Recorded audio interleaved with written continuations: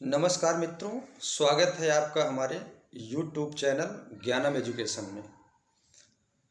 छोटे छोटे वीडियो के माध्यम से हम बहुत सारे बिंदुओं पर चर्चा करते हैं।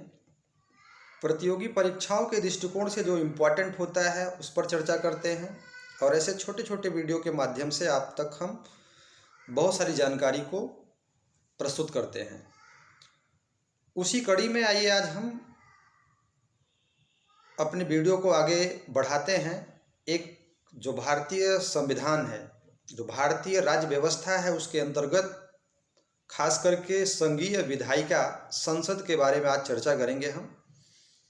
इसके पहले वाले वीडियो में हमने आपसे चर्चा किया था संघीय कार्यपालिका के विषय में, तो वीडियो में आप लास्ट तक बने रहिएगा और निश्चित है कंपटीशन के दृष्टिकोण से जो प्रश्न पूछे जाते हैं उस पर हम खास करके फोकस करेंगे।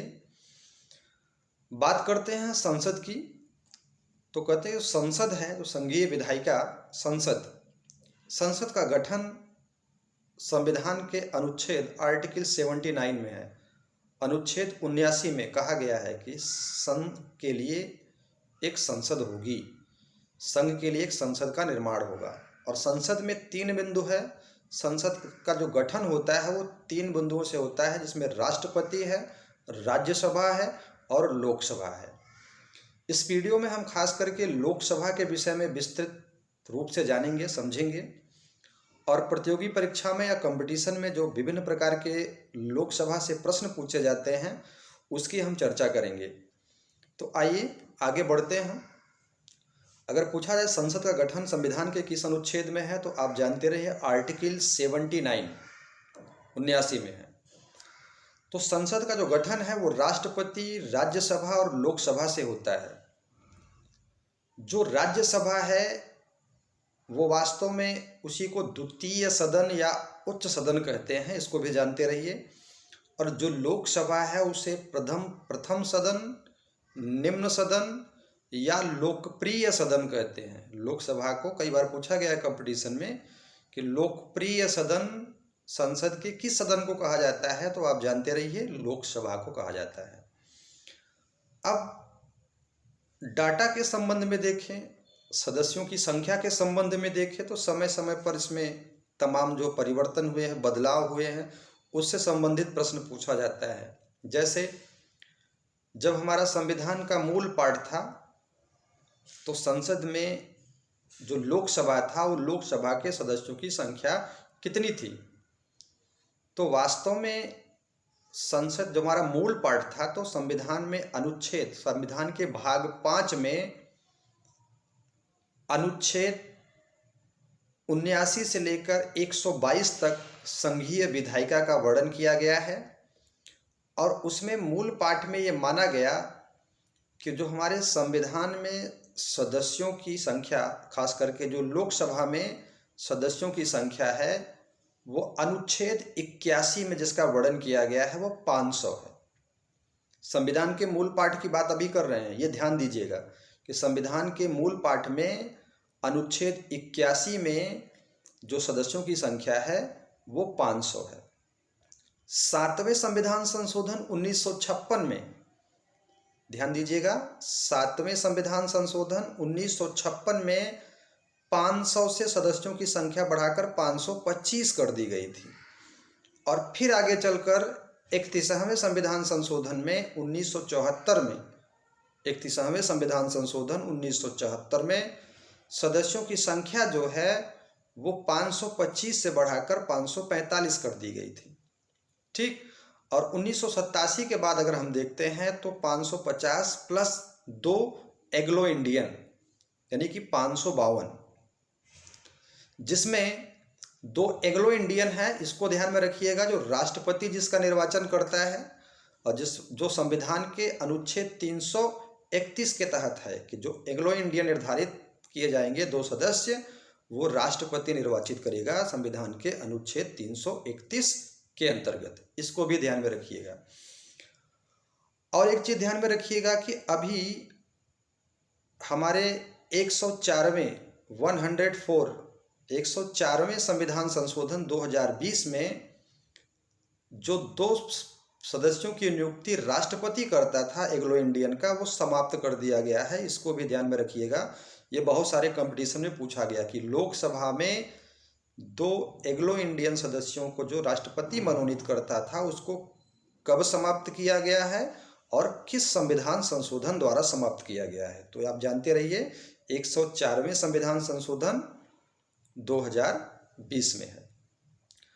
अब बात करते हैं वर्तमान में जो लोकसभा के सदस्यों की संख्या है वो क्या है। तो आप वास्तव में देखें तो मैक्सिमम की बात अगर करते हैं तो वर्तमान में लोकसभा में सदस्यों की संख्या जो अधिकतम है वो 550 है। इसको ध्यान में रखिएगा। वर्तमान की बात अगर हम करते हैं तो वो 550 है अधिकतम लोकसभा की सदस्य संख्या, जिसमें उस 550 में 530 राज्यों से और 20 केंद्र शासित प्रदेशों से है। लेकिन वास्तविक स्थिति वर्तमान में क्या है 2026 में?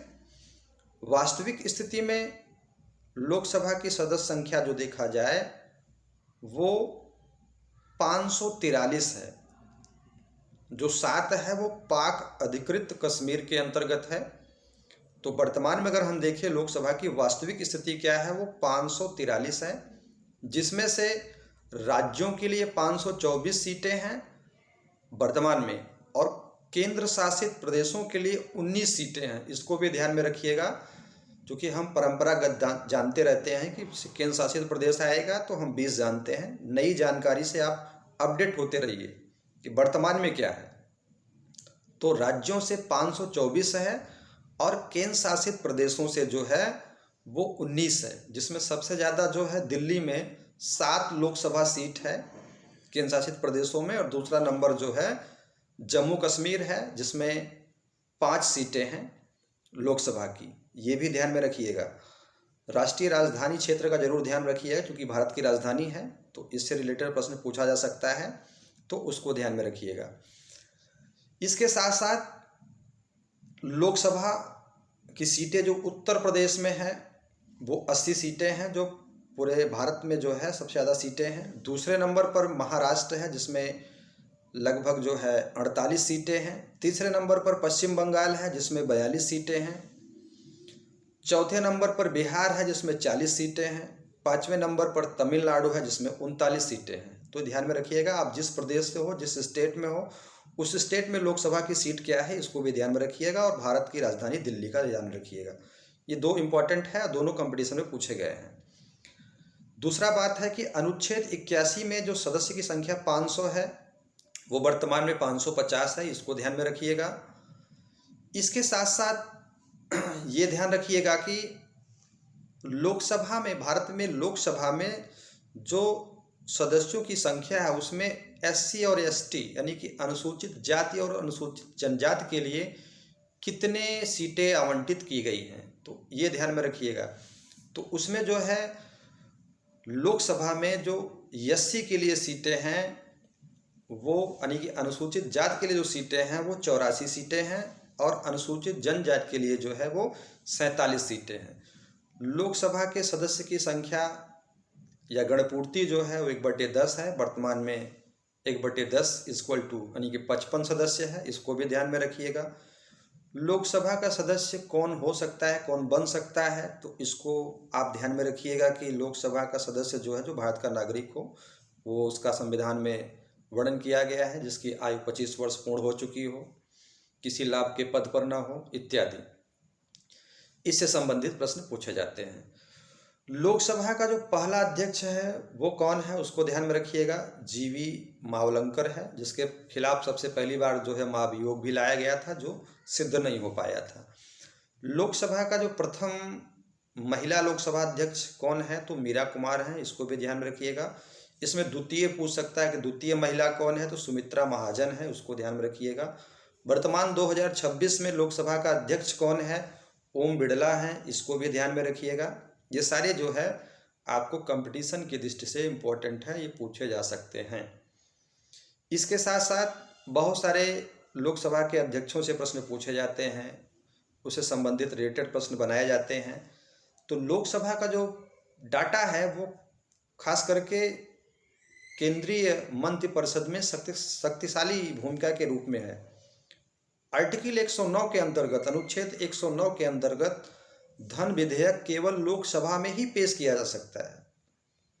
ठीक, तो लोकसभा की शक्तियां भी हैं जो आप विस्तार से पढ़िएगा, जो कंपटीशन के दृष्टिकोण से बहुत सारे इंपॉर्टेंट बिंदु होते हैं।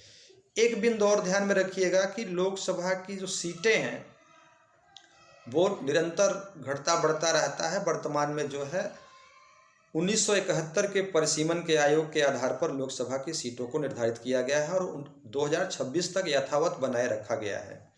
हो सकता है कि भविष्य में जनगणना हो और बाद में 2001 की जनगणना के अनुसार जो है इसका फिर से परिसीमन किया जा सके। इसके साथ साथ एक चीज़ और ध्यान रखिएगा, जो लोकसभा का कार्यकाल है वो 5 वर्ष का है। ये बहुत इम्पोर्टेंट है और ये लोकप्रिय सदन है। ठीक है, इसको भी ध्यान में रखिएगा। और निम्न सदन है और ये ऐसा सदन है जिसको भंग किया जा सकता है, जिसका सदस्य जो है जनता द्वारा प्रत्यक्ष निर्वाचित होता है। इसमें जो लोकसभा का सदस्य है उसका वेतन लगभग 1 लाख रुपए है। इसके साथ साथ 70,000 और उसके भत्ते हैं और इसके साथ साथ जो है 60,000 उसको मासिक भत्ता दिया होता है। जब संसद का सत्र चल रहा हो तो 20,000 रुपये प्रतिदिन उसको जो है भत्ता मिलता है, अतिरिक्त भत्ता मिलता है संसद की कार्यवाही में भाग लेने के लिए। ये सब ध्यान में रखिएगा। जो लोकसभा अध्यक्ष होता है उसकी भी तमाम शक्तियां हैं, तमाम व्यवस्थाएं हैं। उससे संबंधित विभिन्न प्रकार के प्रश्नों को आप पढ़िएगा। इससे संबंधित बहुत सारे प्रश्न जो है वो कंपटीशन के दृष्टिकोण से इम्पोर्टेंट है कि लोकसभा जो कि भारतीय संघीय विधायिका संसद का भाग है और जो लोकसभा के नाम से जाना जाता है। इसके साथ साथ लोकसभा की शक्तियाँ, लोकसभा की वित्तीय शक्तियाँ, लोकसभा की विधायी शक्तियाँ, लोकसभा की कार्यपालिका शक्तियाँ, इन सब पर आप विस्तृत रूप से अध्ययन करिएगा। ठीक, नेक्स्ट अगले वीडियो में हम राज्यसभा के विषय में चर्चा करेंगे। धन्यवाद।